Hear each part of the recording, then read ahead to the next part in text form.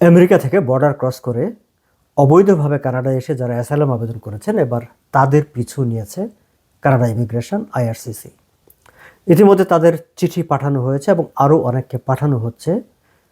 সেই চিঠিতে তাদেরকে স্পষ্ট করে বলে দেওয়া হয়েছে যত দ্রুত সম্ভব কানাডা ছেড়ে চলে যাবার জন্য, অন্যথায় তাদের নামে ডিপোর্টেশন চিঠি ইস্যু করা হবে।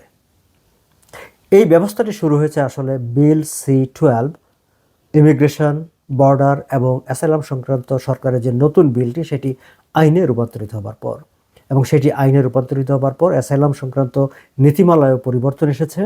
সেখানে স্পষ্ট করে বলা হয়েছে যে যারা জুন 24, 2020 ওই তারিখে বা তার পরে কানাডা এসেছেন এবং এসে 1 বছর পরে অ্যাসাইলাম আবেদন করেছেন, তাদের আবেদনপত্র শুনানির জন্য রিফিউজি বোর্ডে পাঠানো হবে না।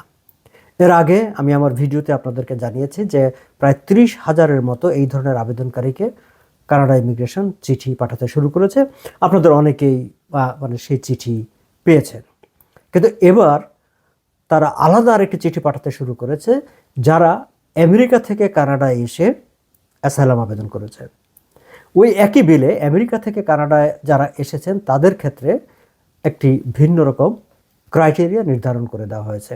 সেখানে বলা হয়েছে আগে এটি আইনে রূপান্তরিত হওয়ার আগে যেটি ছিল যে আমেরিকা থেকে বর্ডার ক্রস করে কেউ কানাডায় এসে যদি অ্যাসাইলাম আবেদন করে তবে তাকে 14 দিনের মধ্যে অ্যাসাইলাম আবেদন করতে হবে।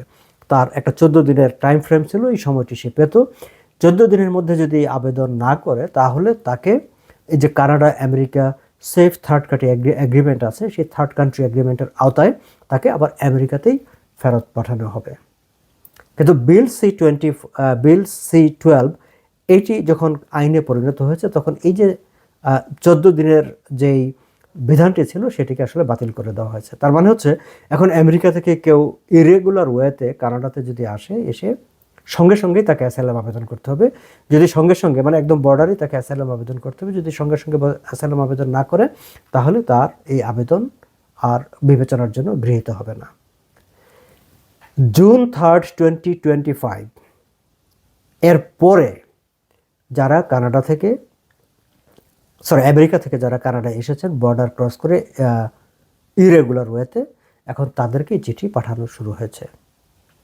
সে চিঠিতে অবশ্য বলা হয়েছে যে যাদেরকে ডিপোর্টেশন করা হবে তাদেরকে তাদের রিস্ক অ্যাসেসমেন্টের একটা সুযোগ দেওয়া হবে, সো দ্যাট ইমিগ্রেশন কিংবা বর্ডার সার্ভিস এজেন্সির কর্মকর্তারা তার ইন্ডিভিজুয়াল তার সিচুয়েশনটা শোনার একটা সুযোগ পাবেন, শুনে আলাদাভাবে সিদ্ধান্ত নেওয়ার সুযোগ পাবেন।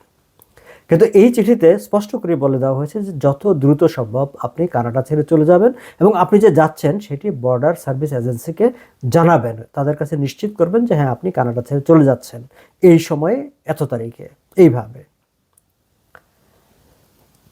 এই চিঠিটি পাওয়ার পর সঙ্গত কারণে অনেকের মনে একটা আতঙ্ক তৈরি হয়েছে এবং সেটি নিয়ে কানাডার মেইনস্ট্রিম মিডিয়াতে রিপোর্টও হয়েছে। কয়েকদিন আগে দ্য গ্লোব অ্যান্ড মেইল একটি চমৎকার রিপোর্ট করেছে এই বিষয়গুলো নিয়ে।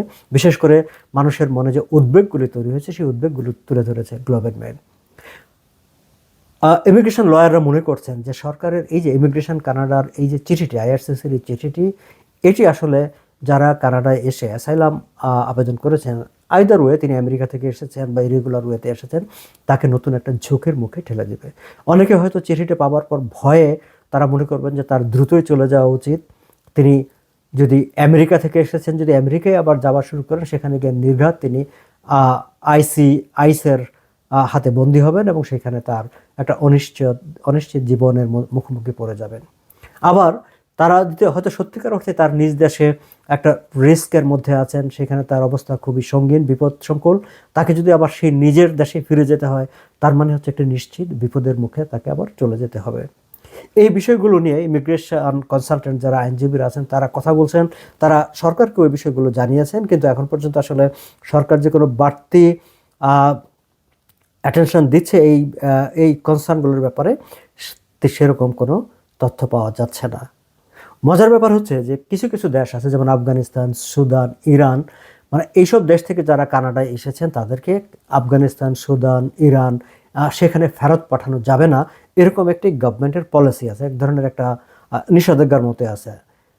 কিন্তু এমন অনেকেই এই চিঠি পেয়েছেন যেটি গ্লোব অ্যান্ড মেল তার রিপোর্টে উল্লেখ করেছে, যে যারা আসলে হয়তো আফগানিস্তান থেকে এসে, আফগানিস্তানের নাগরিক, তারা আমেরিকা এসেছিলেন, এসে সেখান থেকে কানাডায় ঢুকে গেছেন, কিংবা সুদানের নাগরিক কিংবা ইরানের নাগরিক, তারাও এই চিঠি পেয়েছেন এবং তাদেরকেও বলা হয়েছে যত দ্রুত সম্ভব কানাডা ছেড়ে চলে যেতে, আদারওয়াইজ তাদের নামে ডিপোর্টেশনের চিঠি ইস্যু করা হবে। দর্শক, এর আগের যে চিঠিগুলো, যারা মানে যে 30,000 যে চিঠি পাঠানো হয়েছিল অন্যান্য দেশের ক্ষেত্রে, তাদেরকে কিন্তু যত দ্রুত সম্ভব বা অনতি বিলম্বে কানাডা থেকে চলে যাওয়ার কথা বলা হয়নি। তাদের ক্ষেত্রে যেটি হয়েছে, যে নতুন যে আইনটি হয়েছে সেখানে বলা হয়েছে যে নতুন আইনে 2020-এর, আমি কয়েকটি চিঠি পড়েছি, সেই চিঠিগুলোতে ঠিক এইভাবে বলা আছে যে 2020-এর 24শে জুন কিংবা তারপরে যারা কানাডা এসেছেন এবং কানাডায় এসে 1 বছর সময় থাকার পর অ্যাসাইলাম আবেদন করেছেন, তারা এখন আর শুনানির জন্য তারা যোগ্য বিবেচিত হবেন না।